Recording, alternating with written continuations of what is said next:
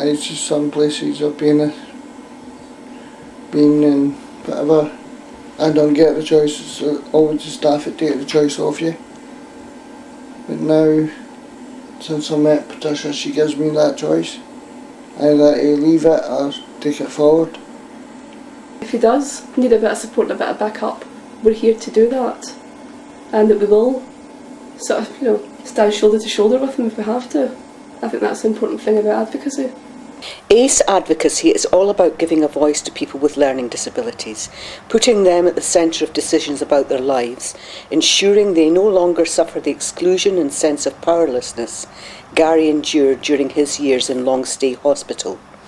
This is Fairfield Cottage, where I spent most of my time. It was just the way the community was in the days. And with learning disabilities or severe disability or whatever, they just shoved them away in the hospital.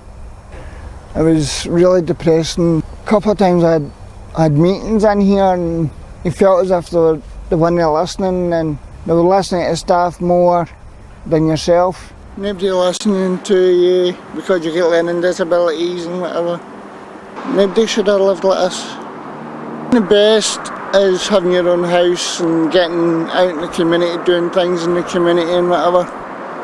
Came a long way. Patricia's helped me quite a lot, and so has other people that work in the Advocate office. For people like Gary, moving into the community is only the first step towards real independence. Are things okay? Everything's fine. Here at the ACE Advocacy Project in East Kilbride, Patricia is helping him establish the life he wants to live and plan for the future. Everything's green. Okay. Any wasn't. Oh, bits and pieces. Anyone in the project that's around will support Gary to, talk about anything that might be troubling him. And I suppose it's important to have someone you can send off to. Trust as well. You've got to be able to trust a person to say, right, should decision what we do here.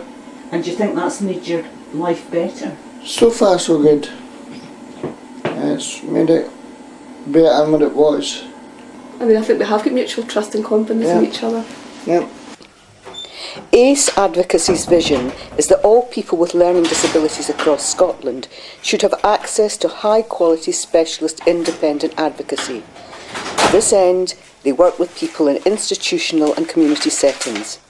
Here at Merchiston Hospital, Martin and his team have been helping residents move into their own homes.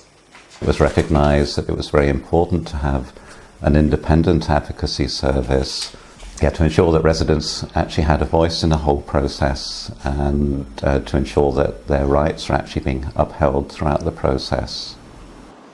Having an advocate who can make sure your voice is heard is particularly important for someone like Tommy, whose strong opinions, because of his communication difficulties, had often been overlooked. Hello, Tommy. How are you keeping? Hello. You okay? Good, you're looking well. Just come for a chat to see how things are going. Tommy was in hospital for many years. I got to know him soon after our project started. Do you remember you used to come round for a cup of tea? Walking on these two sticks. It took you quite a long time to get to my office. But you'd be there every day, rain or shine. Over a period of time, I got to know him very well. He is a man who has communication difficulties, so it took me a while to be able to tune in to what he was saying. But it soon became very clear that his greatest wish was to leave the hospital. We took the opportunity of the Mental Welfare Commission making their annual visit to the hospital, and Tommy asked to be able to see them, and I sat in on the interview and helped to translate what Tommy was saying. And do you remember we had a meeting with the Mental Welfare Commission? Do you remember what you asked them? You wanted to get a house of your own. And she said she'd see what she could do. And it was only a few months after that, Tommy, that you got here. Yes, I think you've got a lot more out of life since you've moved here. In the past, it was felt that for a person to have an advocate, that they would need to be able to ask for an advocate, and that they would need to be able to tell the advocate what they wanted in their lives. And I would say it's probably now recognised that for people who do have severe communication difficulties, these are some of the people who are most vulnerable in society and are most likely not to have their individual needs and wishes listened to. And therefore the role of the advocate becomes even more critical. Everyone knows you, Tommy. I remember your birthday party last year. Expertise gained through years of working with people with communication problems means ACE advocacy can ensure someone like Tommy can make his views known and exercise choice over his support package. And your table was just piled up with presents. Some of the difficulties for people that even though they're in the community, the care is still provided by an organisation which, as an organisation, has to run smoothly and has to be able to organise its staff. And sometimes the way an organisation works doesn't necessarily fit in with precisely what the individual wants. An advocate is never confined by this. There are never any conflicts of interest because the advocate, independent advocate, is there just for the person they're advocating for. And so it's been very important that I've been there to speak up for this man, to ensure that this voice is heard over and above the organisation. You have a wee seat there and we'll see what's for dinner. You just let me know when you see something you want, okay? Generally, Tommy's very happy with the way things are going, but he did mention one of his care staff that he feels he'd like to see a bit more of. I like it. You like Henderson, I know. Yeah, you got very close over the years. Well, he's been with you here for, 3 years now, Tommy. So if you like Tommy, that's something we can talk about at the review. Would you like to do that? Yes. Okay, good. As far as Tommy is concerned, this is something which is very important in his life. My aim will be to try to ensure that, because this is what Tommy wants, that this is what happens. It's giving him the control back by having an advocate that can speak on his behalf. I think that's a yes. You're happy? Good. Ensuring that the voices of people with learning disabilities are heard and acted on can sometimes lead to conflict with other professionals, but ACE advocacy has always worked hard to create mutual understanding. Nursing staff seen as a threat. They questioned your validity. You hardly know this person. Who are you to talk for him? How do you know what's best? But it did turn around on both sides. Everybody started trying to work together for the good of the people who lived here. This Charter of Rights was made in 2002 by the old council. Everybody in the hospital should have these special rights. And we've run through them a day to make sure that everybody's still got them. ACE advocacy is working with other professionals to move residents at Kirklands Hospital into the community. While they're waiting, one-to-one advocacy and group advocacy provided by the Residents' Council ensures they're able to make their voices heard and influence the day-to-day running of the hospital. Because these rights have got to be, they're in place, but they've got to be fought for, made sure they're enshrined in everybody's right. Would you like a shave every morning? Aye. Are you upset this morning because you never got a shave? Aye. What about you, Robert? They've got me. They've got look. How can we make sure Robert gets to shave himself, John? Right. If you wanted to shave yourself, what would you do? Who would you speak to? My auntie. So you could tell your family that you wanted to shave yourself. But that's good, family. Family's important. And they can help you to speak up. Anybody else you can ask, Andrew? Is there anybody else you can ask to help you? My advocate. That's your advocate, Mr. What's his first name? Tommy. Tommy. So you can ask your advocate. Even ask the nursing staff, because they might not know that Robert wants to shave himself. If you're going to get this right, we need to speak up. One of the first things we managed to do as a group was to get a member of the senior management to attend at the end of every meeting. Things started to change, small victories, because people began to listen to what they were saying. Small changes became big changes. People grew in a self-advocacy role. Well, we take it for this meeting then, that people want to do more things themselves, they should be asked. Who would like to talk to the management about it? Right, so Robert, John and Michael will come with me, we'll talk to the management. Okay. We'll tell them we want a choice, we want to shave. The biggest challenge I seen was to facilitate communication with people that had the power to change things, with the people that were asking for change. And if that wasn't happening, there was going to be no change. And when that kind of clicked into place, and it was a forward-thinking management, which were quite open to ideas and discussions. We opened doors that were locked. Hi. Oh, hello Denise. And the council learned through time that sometimes the answer we got were no, but that was, at least we were getting an answer. And some of the good things and the major things we fought for, they came out. Basically, you'd like to shave yourself in the morning rather than have somebody shave you? Yes, I'll take myself. Yeah, and what happens now? What shave do you get in the morning? It's a wet shaver in the morning. Right. And you would like to do it yourself with an electric shaver? I like to do myself with electric shaver. Yeah. Has anybody ever shown you how to use your electric shaver? I've got a wee button one. Right. I could use that one. Okay Yeah. then. Try that. Well, what we'll do then is I'll when I go away from here, is I'll speak to Patsy Yes. about getting somebody to review your care plan for you. Okay? And I'll ask her to specifically to look at your shaving. Okay? And then they can talk with you and your advocate about how we can help you to be more independent in that way. That might be good to look at all the men in the hospital. Uh-huh. Every It would. man, because the residence council highlights maybe Yeah. issues that affects everybody. Uh-huh. Right, so you happy with that, Robert? Yeah. And during the meetings at the council, you can tell us what's happening. Keep Yeah, can you tell us how you're getting on with that? People now get a much more person-centred service because of advocacy. They are the voice of people who can't speak for themselves, who can't get across easily what it is that they want. And they're also helpful to help people work out what it is that they need and be able to make choices. So I think they're essential to people's well-being and to people being able to get a future that they want. You're the chairman of the council, Yes. right? Yes. Is there anything else Andrew asked you to speak to Denise about? What I mean, just, just hang me. Did they hold him down?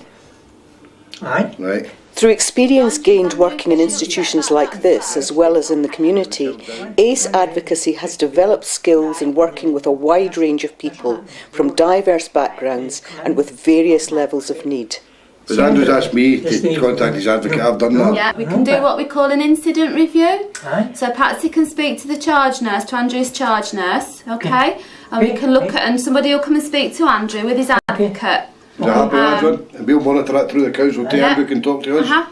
Yes. So will you keep up a good work and speak up for people? Yes. Yeah. Because it's you're doing a good important job, if people are unhappy that we know about it. Yeah. Yes. So, Well done. okay Done then. great. So thank you for that. There is this view that nurses, in particular ones that work in psychiatry and learning disabilities, can advocate for clients. But the reality is it's an independent voice and it's independent of people who provide services to people. And I think if you can get across to nurses that actually their advocates are good allies, and the more access people have to individuals who've got their interests at heart, the healthier it is anyway. Staff actively seek us out now if there is an issue for people to know. They've even asked us about people that know in the community that might need advocacy. And basically the referrals will come. It's staff will phone up, nurses and that will phone up and say we need your help. What's the best thing we've ever done, John? Done a lot, yeah. We've done a lot of things. Well, Done the bearing. Do you like going for your lunch? Yes. Where do you go for your lunch? Carm. Aye. Canteen? Canteen, yeah. At one time the canteen was locked to the residents. It was a code for staff only. But it's still on. Right, but we done it through the council, did we not? It was a long hard battle. Right. And all the horror stories of plates getting through and damage getting done. See, it never materialised. Because people started coming in and sitting at a table having lunch beside you across for you. And broke away, all the boundaries disappeared. And people get serious human beings in. And it gives people a choice about empowerment. And that was through group advocacy. Years ago, staff and residents didn't mix. The advocacy pulls us together. See, in the dining room, it's open for everybody. They're treated all the same. After all, we are great in a community. I mean, they're going to be expected to sit at a dinner table or out for a meal and everything else, but they've accepted what it's like in here, and now they can socialise outside. ACE Advocacy knows that after years of institutional life, these residents will need ongoing support if they are to achieve a decent quality of life in the community. To boost skills and confidence, they have enlisted the help of local police in setting up an award-winning educational role-play project. How are you? The role plays were very extensive. We covered bullying, security in the street, being approached in the street, and safety in the home. There was always that wee barrier that had to be broken down for new police officers come in. The first thing I was involved in was a five-a-side football match where the police played some of the residents across the road in the grassy area, which was a roaring success, and it allowed people within Kirtlands to see the person and not the uniform, and since then we've never looked back. Most important thing about that was they beat us, but they cheated. They cheated. Yes, most definitely, didn't they? Yes. The residents within here at some point are going back into the community, and having those links, it's about breaking down barriers and people understanding the needs of people who have learning disabilities. There'll be more need for advocacy in the community. People will be spread wider. There'll be more and more issues will arise for people in the community. A lot of people in different professions aren't too upfront about telling people their rights when they're asking for things, because it costs money. And sometimes it's easier just to walk away from it, where advocacy can fight for that right, highlight it and challenge decisions on somebody's behalf, or give people information to challenge it themselves. Are you managing to get out and about at night? Because that's the big issue, isn't it? Not really, no. Right. It seems a bit crazy that you want to go on a night out and there's no support available for you. I know. But I'm a little bit worried that you're not fully involved in planning the support packages that you get. But what you want to do and how you want to progress with this is up to you. But Yeah. you know, if you want me to take it up, I'll take it up. I expect and I hope that everybody has the same kind of standard of life that I have, and they have the ability to do the things that I do quite freely without anyone else deciding what I do or what I don't do. And sometimes that doesn't happen from advocacy partners, and they are happy with the types of service that they receive. I may not believe they're good enough, but I'm bound by listening to what my advocacy partner's telling me. I think it's dead important to emphasise that our advocacy partners are the people that we listen to, and we take instruction from them, and the outcomes that we secure, or don't secure for that matter, are determined by them, not by us. I'm Gary and I'm the chairman of... Gary's a key part of the collective advocacy group that we've started because of his personal values and experience. And Gary's got a lot to say about the processes that people have to go through. I suppose when you go from living in Kirtlands and being really quite disempowered to having your own place and to be chairing a collective group where you can share problems and indeed share solutions to problems with other people, I think it's really good. I think it's a mark of your determination and how far you've come. Yep. Feedback on the Mental Health Act. We've already been involved in a piece of work involving the Mental Health Act and its implementation. We hope that the group will be involved in a kind of consultative capacity to look at how services should change to meet the needs of people with learning disabilities. We have to make sure that the professionals get the tools right, and we hope that that group will do that. Now, after that bit of work that we did in here, I typed all this stuff up, sent it off to her, she sent it up to the Scottish Exec on her behalf. So, is that all right then? Aye. Me and Gary decided that. Yeah. Didn't we, Gary? Yeah. Aye, The mental health act's quite important, so everybody involved in it, see what we can do. Yeah. So we're happy with that? Yep. I think the group advocacy addresses problems entirely away from the personal role. It's maybe issues that affect a wider range, like employment, the general issue of employment, healthcare, activities. But personal issues, you maybe need that one-to-one, where you can talk to somebody and get the information from that person, and develop a trust. And that's what Laurie did. She asked what her options were. Knew were the best people to discuss these options with, and that's what advocacy provided for. Although Laurie has always lived in the community, she works in the office of Kirklands Hospital. Rumours round the closure had her worried about becoming unemployed. because I was going home and I was like no sleeping because I was for worrying about this thing and that thing, what's happening, because there's also so many rumours all flying about the buildings that they're going here, they're going there, they're opening here, they're opening, and it's, you don't know, your head doesn't know where it's coming or going. I was going to all the wrong people, but at first I didn't know that because I didn't have an advocate.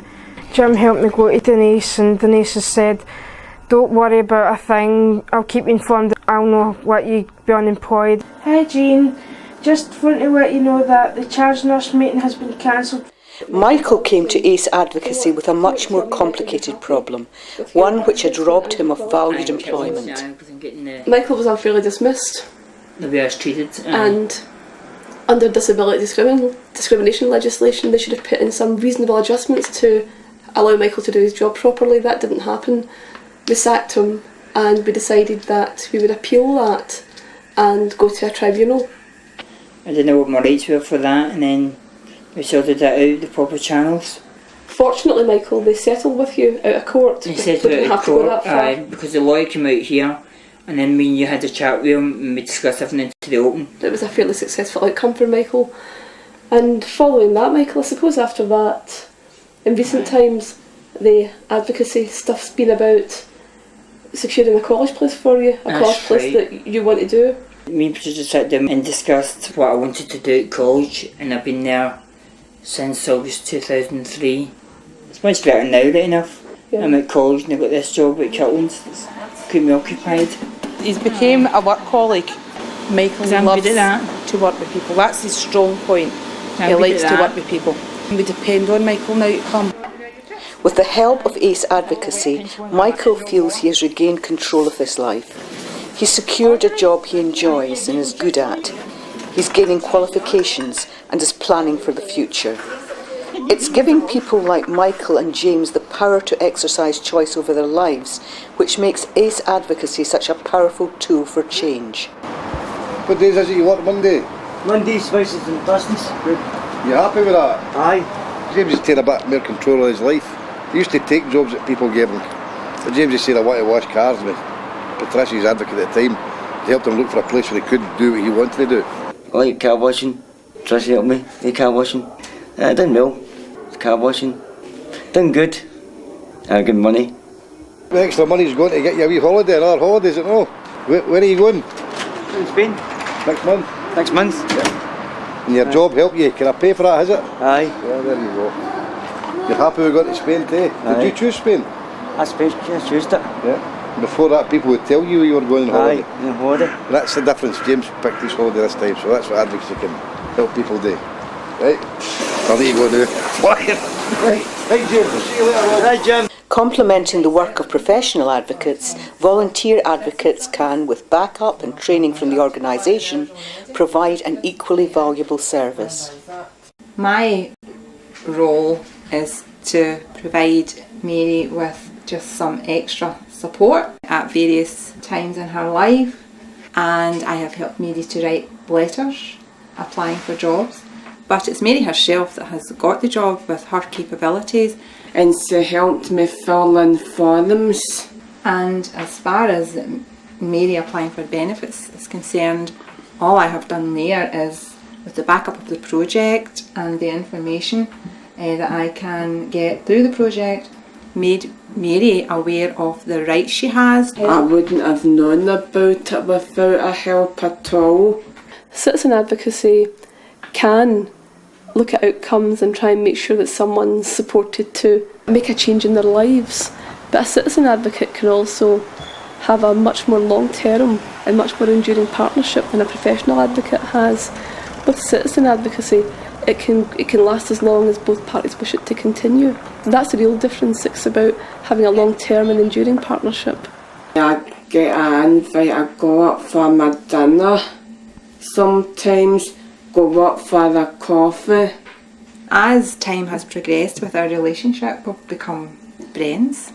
Yeah. And it's a pleasure, I hope for Mary, but it's a pleasure for me to go out with Mary. I go shopping with her.